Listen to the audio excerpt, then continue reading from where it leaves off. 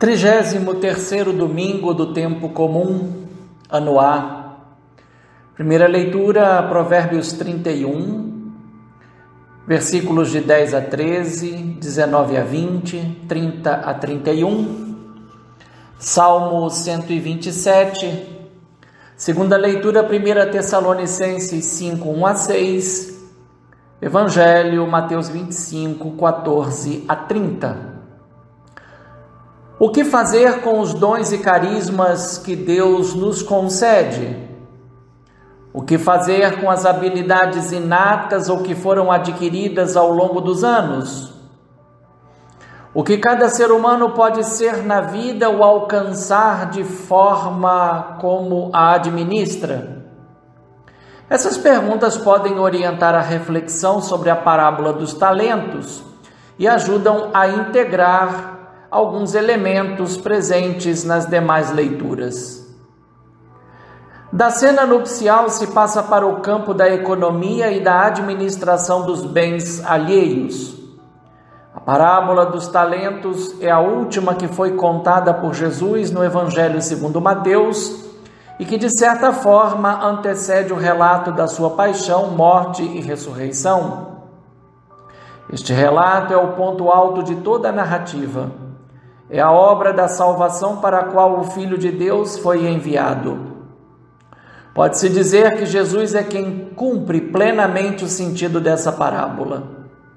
Portanto, Jesus é o modelo de toda e qualquer forma de aptidão humana, inata ou adquirida, e que deve estar voltada para o bem, a justiça e a verdade que liberta e salva. E a máxima aptidão de Jesus, que fundamenta todas as demais, é o amor obediencial e incondicional à vontade do Pai, na docilidade ao Espírito Santo, que nele, com ele e por ele age livremente. Na parábola dos talentos, a comparação com o reino dos céus pode ser subentendida. As personagens centrais são o homem, que pode ser chamado de patrão, e os 3 servos por ele escolhidos, aos quais foram confiados os seus bens. A responsabilidade é um ponto central nessa parábola, e ela é uma capacidade proporcional ao talento que cada servo recebeu. Há um tempo inicial no qual a cada servo foi confiada uma missão e um tempo final pelo qual se verificam os resultados dessa missão. Nada se diz sobre o que cada um deveria fazer com os talentos que recebeu. Isto aponta para a liberdade da iniciativa pessoal. Há igualmente um tempo no qual cada servo deve apresentar os resultados sobre o que fez com os talentos recebidos do patrão. Esse tempo é de ajuste de contas, um julgamento que comporta prêmio ou castigo, definidos por aquilo que cada servo fez ou deixou de fazer com os talentos que pertencem ao patrão. O dado curioso é que o prêmio tem a ver com uma nova missão. Como foste fiel na administração de tão pouco, eu te confiarei muito mais. E com um chamado, vem participar da minha alegria. Já o castigo tem a ver com a expulsão para um lugar de trevas, onde há choro e ranger de dentes, devido à negligência em relação ao bem que foi confiado. Nota-se a clara oposição entre alegria e choro com ranger de dentes. Também é possível notar a relação entre causa e efeito, mas que não acontece de forma mecânica, pois cada servo teve a liberdade para usar suas iniciativas e capacidades na administração dos talentos recebidos. O homem que viaja para o estrangeiro é Jesus e tem a ver com o mistério da sua ascensão. Os servos são os discípulos.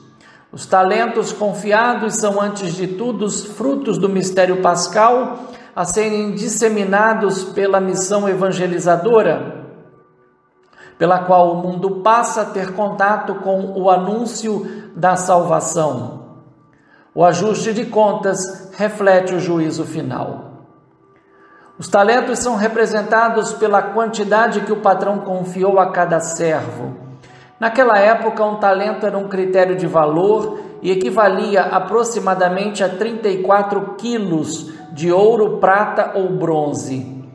Por associação, o substantivo talento passou a ser entendido e usado como indicador de aptidão, isto é, com o que de notável cada ser humano possui de forma inata ou é capaz de desenvolver.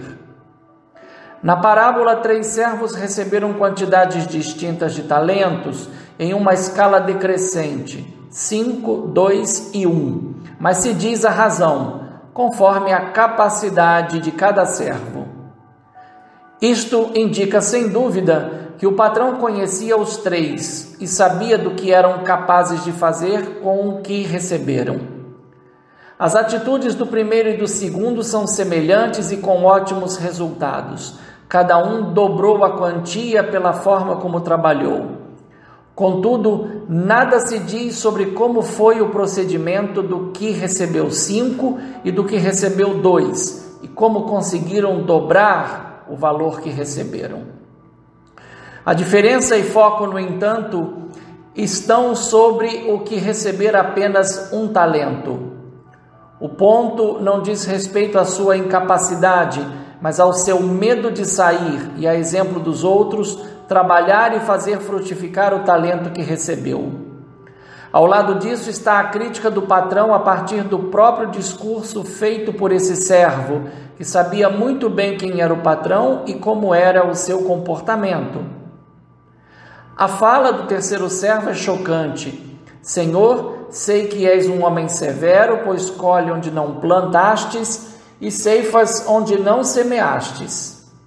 Percebe-se nessa fala o deslocamento da responsabilidade atribuída ao servo para a severidade dada ao patrão. Se o servo era consciente disso, por que então não recusou o talento? A diferença de uma semente, como várias vezes o reino dos céus foi comparado, o talento não brota da terra e não se reproduz sozinho. Nesse sentido, a parábola aponta para a necessidade da colaboração humana. O patrão, porém, não confirmou toda a fala do servo, mostrando que ele não o conhecia, pois não aceitou a definição de ser um homem severo. É o que se nota na resposta do patrão, que só repetiu a segunda parte da fala do servo. Tu sabias que eu colho onde não plantei e que ceifo onde não semeei. Jesus disse algo parecido aos discípulos em João 4,38. Eu vos enviei a ceifar onde não trabalhastes. Outros trabalharam e vós entrastes no trabalho deles. Ao lado disso, o patrão apresentou uma solução que podia ter sido usada pelo servo e que certamente corresponderia à capacidade dele, razão pela qual lhe atribuiu apenas 1 talento, que poderia ter sido aplicado com investidores para ser recebido com juros devidos. Talvez melhor que banco seja traduzir por investidores que emprestavam a juros. Uma prática comum na época e que, inclusive, possui uma regra como se encontra em Deuteronômio 23:20. Mais chocante que a fala do terceiro servo é a dupla decisão e a sentença do patrão sobre ele. O talento que havia sido enterrado e devolvido foi dado ao que tinha 10, e o servo para o qual não foi dada a chance de pedir perdão, além de ter sido chamado de mau e preguiçoso, foi julgado como um servo inútil. Para a comunidade de Mateus, a imagem do terceiro servo e da sua ação apontam para uma verdade fundamental. A boa nova da salvação não pode ser enterrada.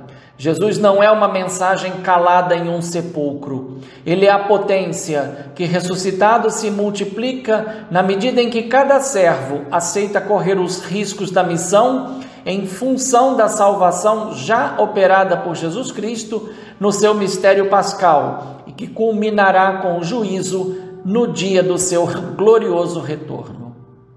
Então, o foco na parábola dos talentos se desloca da vigilância para a responsabilidade de cada servo a partir da missão confiada e que deve dar frutos. Cada discípulo precisa, antes de tudo, descobrir que é gestor do dom da vida que recebeu e que por ela possui ou pode desenvolver várias habilidades. A formação dentro dessa lógica é o fundamento para o que será confiado a cada discípulo, respeitando certamente as competências adquiridas por iniciativa própria, bem como os dons e carismas que lhes foram concedidos por Deus. Descobrir e desenvolver os próprios talentos e os que foram ensinados tem a ver com a sabedoria universal.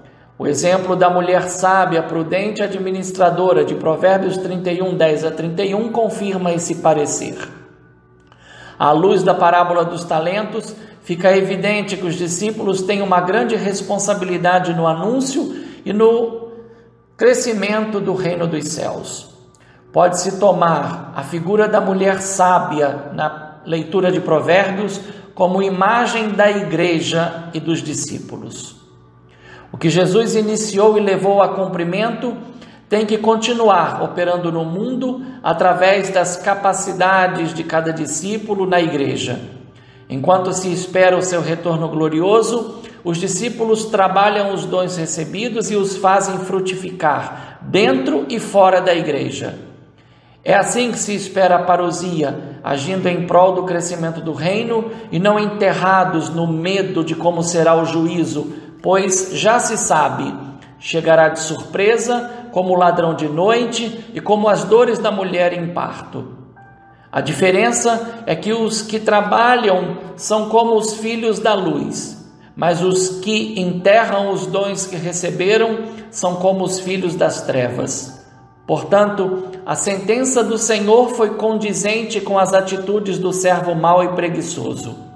Trevas, choro e ranger de dentes não são castigos impostos pelo Senhor, mas são a experiência que consome quem não assumiu a missão e não quis trabalhar a favor do reino dos céus. Um bom e santo domingo no Senhor, um fraterno abraço, Padre Leonardo Agostini.